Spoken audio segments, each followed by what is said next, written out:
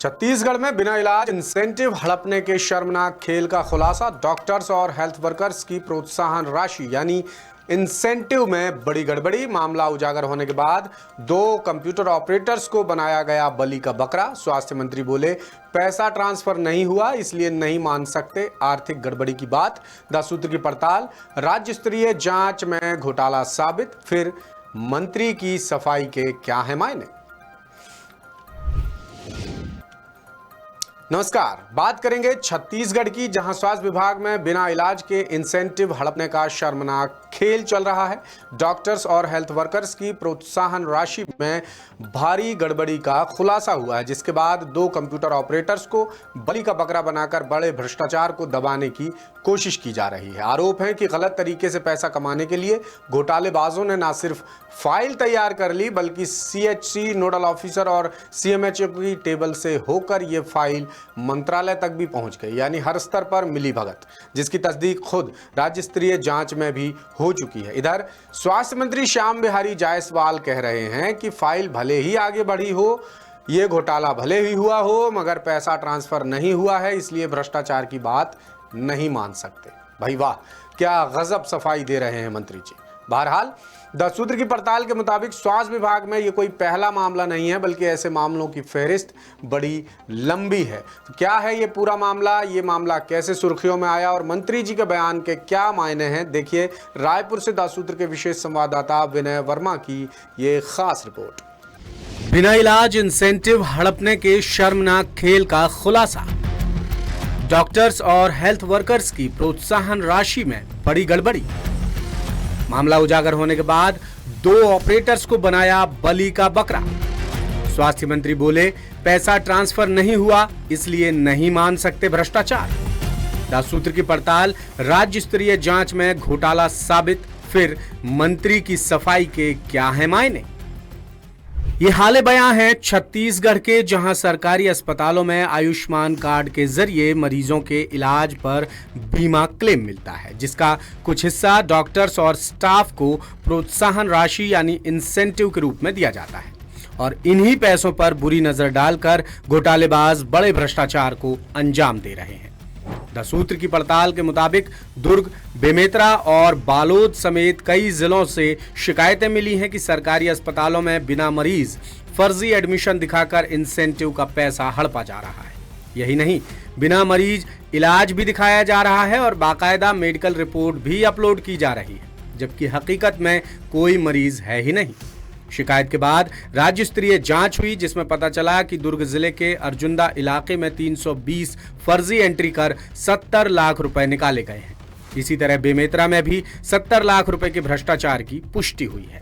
लिहाजा दोनों मामलों में पेमेंट पर रोक लगाकर दीगर जिलों की जांच भी कराई जा रही है। बात यहीं खत्म नहीं होती। बालोद और देवरी सामुदायिक स्वास्थ्य केंद्र में भी 60 से 70 लाख रुपए के गबन की कोशिश हुई है। आरोप है कि computer operator Hirendra Sahu incentive का पैसा डॉक्टर्स के खातों में डालता है और फिर 50% पैसा खुद रख लेता है, जिसके बाद ऑपरेटर को हटा दिया गया। लेकिन असली ट्विस्ट ये है कि जांच करने वाले CHC प्रभारी डॉक्टर नीरज भूसाखरे के खिलाफ ही जांच शुरू हो चुकी है। सबसे हैरानी की बात यह भी है कि राज्य स्तरीय जांच में घोटाला साबित होने के बाद 2 कंप्यूटर ऑपरेटर प्रवीण कुमार और जितेंद्र कुमार को दोषी ठहराया गया। हालांकि विभाग ने दोनों को चेतावनी देकर छोड़ दिया। उन्हें ना सस्पेंड किया गया, ना ही FIR दर्ज कराई गई। ऐसे में सवाल उठता है कि क्या करोड़ों के फर्जी क्लेम का खेल सिर्फ 2 कंप्यूटर ऑपरेटर खेल सकते हैं, जबकि सिस्टम में हर फाइल डॉक्टर, BMO और CMO के जरिए ही आगे बढ़ती है और सबसे बड़ा हिस्सा भी डॉक्टर्स को ही मिलता है। कहीं बड़े अधिकारी कर्मचारियों को जानबूझकर बचाया तो नहीं जा रहा है। अब आपको इंसेंटिव का पूरा हिसाब किताब समझाते हैं। दरअसल आयुष्मान भारत योजना के तहत मिलने वाले बीमा क्लेम का कुछ हिस्सा डॉक्टर्स और हेल्थ वर्कर्स को प्रोत्साहन राशि के रूप में मिलता है, जिसमें प्रमुख और सहायक डॉक्टर को 55%, नर्सिंग और पैरामेडिकल स्टाफ को 30%, पंजीयन और सहायक कर्मचारी को 10%, प्रेरक प्रोत्साहन के रूप में 4% और नोडल अधिकारी को 1% रकम मिलती है। यानी अगर कोई फर्जी क्लेम पास होता है तो फायदा सिर्फ एक व्यक्ति को नहीं होगा, बल्कि सिस्टम में नीचे से ऊपर तक बैठे हर किसी के पास ये फायदा पहुंचता है। अब आते हैं गजब के ट्विस्ट पर। इस खेल का पर्दाफाश होने के बाद सबसे ज्यादा चर्चा है स्वास्थ्य मंत्री श्याम बिहारी जायसवाल के बयान की।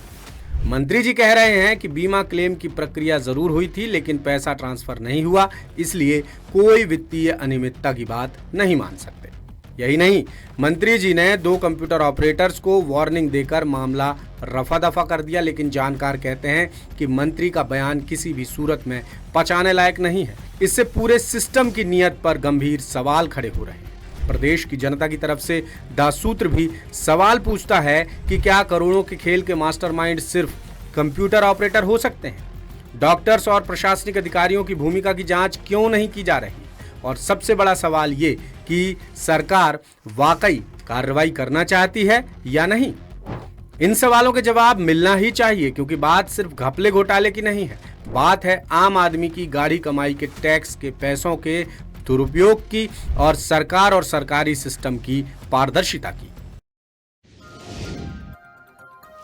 तो ये थी भ्रष्टाचार की एक अनोखी कहानी छत्तीसगढ़ स्वास्थ्य विभाग से। अब देखना होगा कि इस मामले में आगे क्या होता है। जो भी होगा दासूत्र आप तक अपडेट जरूर लेकर आएगा। तो अब आ गया है आपसे विदा लेने का वक्त, लेकिन जाने से पहले हमेशा की तरह एक ही गुजारिश करना चाहूंगा, आप हमारी वेबसाइट www.daसूत्र.com जरूर विजिट कीजिए। अगर आपने अब तक हमारा यूट्यूब चैनल सब्सक्राइब नहीं किया है तो जल्दी से सब्सक्राइब कीजिए, ताकि आप समय पर ताज़ा तरीन पक्की सच्ची सटीक खबरों वाले वीडियो देख पाएं। अब बुलेटिन के आखिर में देखिए देश और प्रदेश की दीगर खास खबरें। मुझे दीजिए इजाजत। नमस्कार, शुभ रात्रि। अमेरिका, इजराइल और ईरान की जंग की वजह से भारत का उर्वरक उत्पादन यानी कि फर्टिलाइजर प्रोडक्शन मार्च में करीब 1/4 घट गया। वाणिज्य मंत्रालय के मुताबिक मार्च 2026 में उर्वरक उत्पादन मार्च 2025 के मुकाबले 24.6% घटा है। दरअसल उर्वरक बनाने में इस्तेमाल होने वाली नेचुरल गैस की सप्लाई मिडिल ईस्ट युद्ध के चलते प्रभावित हुई है। नेचुरल गैस का इस्तेमाल यूरिया बनाने में होता है, जो भारत में खेती के लिए बेहद जरूरी है। इसके लिए भारत पूरी तरह से अंतर्राष्ट्रीय ऊर्जा कीमतों और सप्लाई पर निर्भर रहता है। जंग की वजह से हॉर्मुज रूट में आवाजाही लगभग बंद है। इसी रास्ते से ऊर्जा और उर्वरक से जुड़े हुए कच्चे माल की सप्लाई होती है। सबरीमाला मंदिर में महिलाओं के एंट्री और धार्मिक भेदभाव से जुड़े हुए मामले पर सुप्रीम कोर्ट में सुनवाई हुई। कोर्ट ने पूछा कि मूर्ति छूना ईश्वर का अपमान कैसे हो सकता है और वो अपवित्र कैसे हो जाते हैं। सुप्रीम कोर्ट ने पूछा कि क्या संविधान उस भक्त की मदद के लिए आगे नहीं आएगा जिसे केवल उसके वंश और जन्म के कारण देवता को छूने से रोक दिया जाता है। इस पर सबरीमाला के वकील एडवोकेट वी गिरी ने कहा कि किसी भी मंदिर में होने वाले रीति रिवाज उस धर्म का अभिन्न हिस्सा होते हैं। पूजा देवता की विशेषताओं के उलट नहीं हो सकती। भगवान अयप्पा नैष्ठिक ब्रह्मचारी हैं, इसीलिए वहां की परंपराएं उसी के मुताबिक तय की गई हैं। पहलगाम हमले की 22 अप्रैल को पहली बरसी है। कश्मीर के सभी टूरिस्ट स्पॉट पर सुरक्षा बढ़ा दी गई है। सुरक्षा एजेंसियों को अलर्ट पर रखा गया है। श्रीनगर से करीब 95 किलोमीटर दूर बैसरन घाटी में 22 अप्रैल 2025 को 26 लोगों को आतंकियों ने गोलियों से भून दिया था। तब से घाटी बंद है। बैसरन घाटी में किसी को भी एक तय सीमा से आगे जाने की इजाजत नहीं है। पहलगाम के दूसरे टूरिस्ट स्पॉट पर बेताब वैली और चंदनवाड़ी तक जाने पर फिलहाल रोक नहीं है। पर्यटक पहले से 30 से 40% तक सिमट गए हैं। स्थानीय लोगों के मुताबिक वैली को क्यों नहीं खोला जा रहा है, आखिर उनका क्या कसूर है जो आने वाले सैलानियों पर पाबंदी लगा दी गई है। देश के मैदानी इलाकों में तेज गर्मी जारी है। राजस्थान, मध्य प्रदेश, महाराष्ट्र, छत्तीसगढ़, उत्तर प्रदेश, पंजाब, हरियाणा, चंडीगढ़, उड़ीसा और दिल्ली में कई जगहों पर पारा 44 डिग्री के पार पहुंच गया है। कई जगह लू का भी अलर्ट है। मध्य प्रदेश के भोपाल में पहली बार रात में लू चलने की चेतावनी दी गई है। भोपाल, छिंदवाड़ा, मंडला, नर्मदापुरम, ग्वालियर, रतलाम और छतरपुर समेत 16 जिलों में लू चलने के आसार हैं। उत्तर प्रदेश के प्रयागराज में 44.4 डिग्री के साथ देश में सबसे गर्म रहा है। गर्मी को देखते हुए 8वीं तक के स्कूलों का टाइम बदल दिया गया है। झारखंड में भी स्कूलों के समय में बदलाव किया गया है। मध्य प्रदेश विधानसभा का विशेष सत्र 27 अप्रैल को बुलाया गया है। विधानसभा सचिवालय की ओर से इसे लेकर अधिसूचना जारी कर दी गई है। इस विशेष सत्र में नारी शक्ति वंदन से जुड़े हुए मुद्दे पर चर्चा की जाएगी। इसके पहले रविवार को बीजेपी कार्यालय में आयोजित प्रेस कॉन्फ्रेंस में मुख्यमंत्री डॉक्टर मोहन यादव ने विशेष सत्र बुलाने की जानकारी दी थी। उन्होंने कहा कि महिलाओं से जुड़े हुए इस महत्वपूर्ण विषय पर विधानसभा में विस्तृत चर्चा की जाएगी। गौरतलब है कि इसके पहले सोमवार को भोपाल में बीजेपी ने नारी शक्ति वंदन के समर्थन में आक्रोश रैली भी निकाली थी। इस रैली के माध्यम से पार्टी ने महिलाओं के अधिकारों के समर्थन में अपनी बात रखी। लेटेस्ट, इन्वेस्टिगेटिव और इन डेप्थ खबरें देखने के लिए ज्वाइन कीजिए दासूत्र का व्हाट्सएप चैनल, सब्सक्राइब कीजिए यूट्यूब चैनल, लाइक कीजिए फेसबुक पेज और पढ़ते रहिए www.dasootra.com।